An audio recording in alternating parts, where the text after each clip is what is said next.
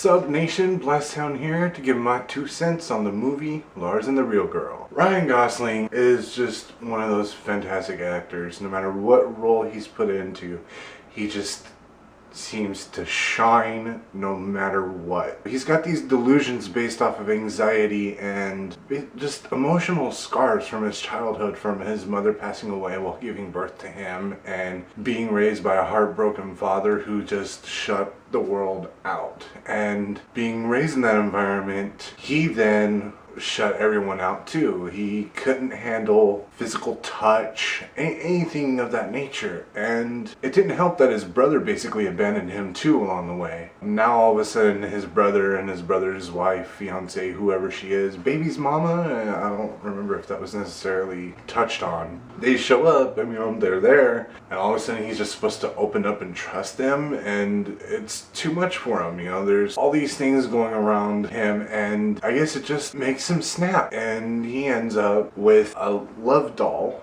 as a girlfriend, which he doesn't even sleep with it or nothing. The only time he even does anything is towards the end when he kisses it goodbye, basically. But he uses this as a way as a tool to get over these things that have happened to him in life, and he clearly he wants normal life. Otherwise he wouldn't have developed this delusion to help deal with that issue in it. And it's somewhat relatable because I myself am a very anxious person, and I'm not good with physical touch either. Like, I've got to have serious, strong connection and stuff like that, or be extremely drunk and just don't care. Other than that, I don't do the hug thing. I don't do the touchy stuff. I'll shake a hand. I might do the whole bro tap thing here and there, but I'm not a touchy-feely person. So I relate on that part of the story.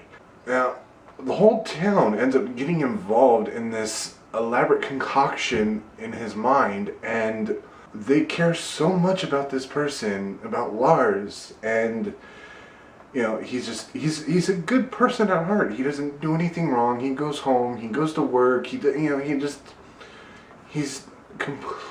just a nice person. He goes to church, he does all these, he doesn't do anything harmful to anyone. So when this happened, it shocked a lot of people, but eventually they ended up coming around, and a lot of them got involved in this delusion, and they even to the point where the love doll had a job.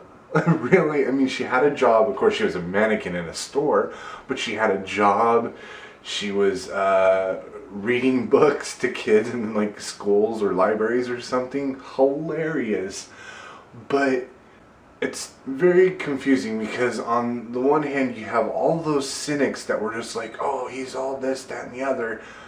But then they end up coming around and they're getting involved to the point where they're becoming friends with this love doll that doesn't even exist. It exists in his mind, but it does not truly exist. It has a physical form but lacks any ability to communicate, speak, or anything like that. So it's lifeless, but it's there. All these people end up getting close to it. Even as a movie watcher, I'm watching this and I'm even getting connected to this character, and it's an inanimate object. So it just goes to show you how well this story was written, how well it was directed.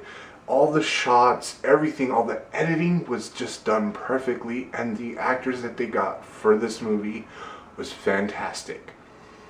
If it were any other group of people, I doubt it would have been as well done as it is. To me, this is the first time I've watched this movie, and I've watched a few movies, new movies this year, and I gotta say, this is probably the best movie I've watched this year. This is the best movie I've watched this year, and it didn't even come out this year.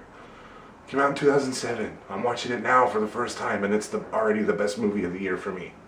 I have so many more things I would love to say about this movie, but quite frankly, I just don't have the time allotted to me to do that, while giving you guys the chance to siphon through it and see which clips you may or may not want to use. So I'm just going to cut it off here.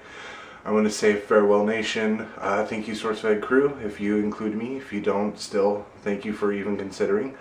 And I will see you next time. Peace.